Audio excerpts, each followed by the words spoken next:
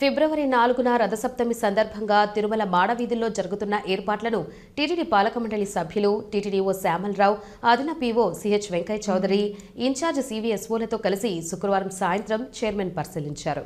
తిరుమల మాడవీధుల్లో భక్తుల సౌకర్యార్థం వేసిన చలువ పందిళ్లను, గ్యాలరీల్లోకి భక్తుల ప్రవేశం, నిష్క్రమణ, అత్యవసర గేట్లను, భక్తులు నడిచే సమయంలో వేడి లేకుండా వైట్ పెయింట్ తదితర ఏర్పాట్లను పరిశీలించారు. గ్యాలరీల్లోని భక్తులకు ఎప్పటికప్పుడు పబ్లిక్ అడ్రస్ సిస్టమ్ ద్వారా సమాచారం చేరవేసేలా ప్రకటనలు ఇవ్వాలని అధికారులకు సూచించారు.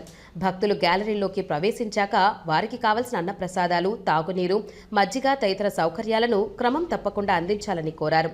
గత అనుభవాల దృష్ట్యా భక్తులు సౌకర్యవంతంగా శ్రీవారి వాహన సేవలను వీక్షించేలా చర్యలు తీసుకోవాలని సూచించారు. తొలుత వాహన మండపానికి చేరుకున్న టీటీడీ చైర్మన్, పాలక మండలి సభ్యులు, టీటీడీ ఈవో, అదనపు EO, Tirupati JEO, incharge CVSO, TTD అధికారులు 4 మాడవీధుల్లో కలియ తిరిగారు. ఈ తనిఖీల్లో టీటీడీ బోర్డు సభ్యులు జ్యోతుల నెహ్రూ, ఎంఎస్ రాజు, భానుప్రకాష్ రెడ్డి, పనభాక లక్ష్మి, ఆనంద్ సాయి, శాంతారాం, నన్నపనేని సదాశివరావు, నరేష్, నర్సిరెడ్డి, టీటీడీ ఈవో శ్యామలరావు, అదనపు EO Venkaiah Chowdary, JEO Veerabrahmam, CVSO Manikanta Chandolu, CE Satyanarayana, ఇతర అధికారులు పాల్గొన్నారు. మీటింగ్లో సమీక్ష చేసాం. పర్సనల్గా వచ్చి విజిట్ చేసి ఏర్పాట్లు ఎలా ఉన్నాయో సమీక్షించాలని మా బోర్డు మెంబర్లందరూ కూడా వచ్చాం. ప్రస్తుతానికి చాలా బ్రహ్మాండంగా ఉన్నాయి, ఎలాంటి ఇబ్బంది లేదు. వాళ్ళకి కావాల్సిన ఏర్పాట్లన్నీ కూడా బాగా జరుగుతున్నాయి. ఇందులో ఎలాంటి భక్తులకి అసౌకర్యం కలగకుండా అన్ని విధాల చర్యలు తీసుకుంటాం. అన్ని ప్రత్యేకంగా అన్ని అన్నప్రసాదాలు, స్నాక్స్ అన్నీ 24 గంటల వాటరు కంప్లీట్గా అన్నీ చేస్తున్నాం. ఇందులో ఏమీ తేడా లేదు. ఫస్ట్ టైం అనుకుంటా నాకు తెలిసి అంత బ్రహ్మాండంగా ఏర్పాట్లు చేస్తున్నాం. ఎలాంటి సంఘటనలు జరగకుండా అందరూ పోలీసు వాళ్ళు వీళ్ళందరూ కూడా సమీక్ష చేరుకోం అంతా సజావుగా జరుగుతుందని దేవుణ్ణి ప్రార్థిస్తాం. ఈరోజు తిరుమల తిరుపతి దేవస్థానంలో మనకి తిరుమల మీద జరిగే రథసప్తమి ఫిబ్రవరి 4వ తారీఖున జరిగే ఈ సప్తరథాలు ఒకే రోజు ఎవరైతే సరే భక్తులు వస్తారో వాళ్ళందరికీ కనువింపు చేయడం జరుగుతుంది. 9 రథాలు ఆ రోజు ఉదయం 5:30 నుంచి రాత్రి 9 గంటల వరకు కూడా తిరుమల మాడవీధుల్లో తిరగడం జరుగుతుంది. దీనికోసం as chief vigilance and security ఆఫీసర్గా మేము మా విజిలెన్స్ తరపున ఓవరాల్గా 1000 మందిని అంటే ఎన్సీసీ మెంబర్స్తో మరియు విజిలెన్స్ అండ్ సెక్యూరిటీ స్టాఫ్తో 1000 మందితో పాటు మాడవీధుల్లో మరియు తిరుమల దేవాలయం ఏదైతే ఉందో దాని చుట్టుపక్కల గ్యాలరీస్లో కూడా మేము పూర్తిగా బందోబస్తు వేసుకోవడం జరిగింది.